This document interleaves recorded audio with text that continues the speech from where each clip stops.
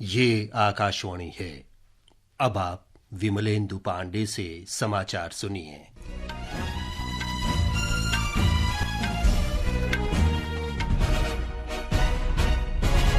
राष्ट्रपति द्रौपदी मुर्मू ने आज गुजरात विधानसभा में डिजिटल सदन का शुभारंभ किया।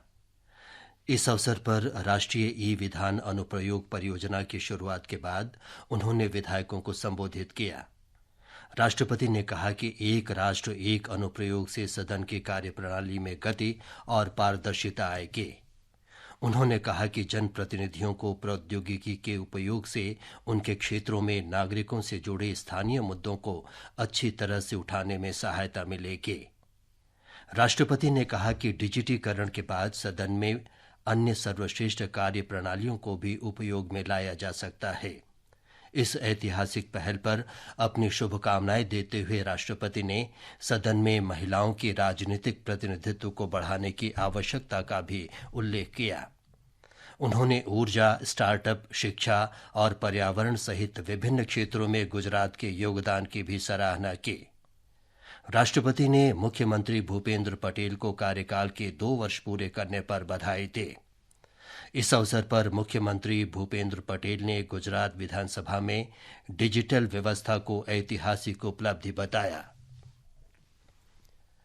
G20 देशों की दीर्घकालिक वित्तीय व्यवस्था संबंधी कार्य समूह की 4थी बैठक आज से वाराणसी में शुरू हो गई है। इस बैठक में G20 की दीर्घकालिक वित्तीय व्यवस्था की रिपोर्ट को अंतिम रूप दिया जाएगा। इस बैठक में प्राथमिकता के 3 क्षेत्र निर्धारित किए गए हैं। इनमें जलवायु परिवर्तन संबंधी वित्तीय आवश्यकताओं की पूर्ति के लिए समय से उपयुक्त संसाधन जुटाने की प्रक्रिया, सतत विकास लक्ष्यों के लिए वित्तीय व्यवस्था पर चर्चा और इसके लिए क्षमता निर्माण शामिल हैं। ये क्षेत्र सतत विकास और G20 की अध्यक्षता के विषय वसुधैव कुटुंबकम पर भारत की प्राथमिकता को दर्शाते हैं। सरकार ने कहा है कि अमरीकी सेब पर 50% और अखरोट पर 100% शुल्क जारी रहेगा। वाणिज्य और उद्योग मंत्री पीयूष गोयल ने कहा कि सिर्फ 20% का अतिरिक्त शुल्क हटा दिया गया है। उन्होंने कहा कि वर्ष 2019 में अमरीकी उत्पादों जैसे सेब और अखरोट पर 20% अतिरिक्त शुल्क लगा दिए गए थे। ये कदम भारत के इस्पात और एल्युमिनियम उत्पादों पर बढ़ते शुल्क संबंधी अमेरिका के संरक्षणवादी उपायों के जवाब में उठाया गया था। आयकर विभाग ने कर चोरी की जांच के सिलसिले में उत्तर प्रदेश, मध्य प्रदेश और मुंबई में समाजवादी पार्टी के नेता आजम खान, उनके परिजनों और सहयोगियों के विभिन्न ठिकानों पर छापे मारे हैं। रामपुर में कथित तौर पर जौहर अली ट्रस्ट की रकम और जौहर अली इंस्टीट्यूट के लिए ली गई जमीन से जुड़ी हेराफेरी के संबंध में आजम खान, उनकी पत्नी, उनके बेटे अब्दुल्ला खान और अन्य परिजनों की संपत्ति की जांच चल रही है। प्रवर्तन निदेशालय की जांच दल ने भी आजम खान के ठिकानों पर इस मामले में छापे मारे हैं।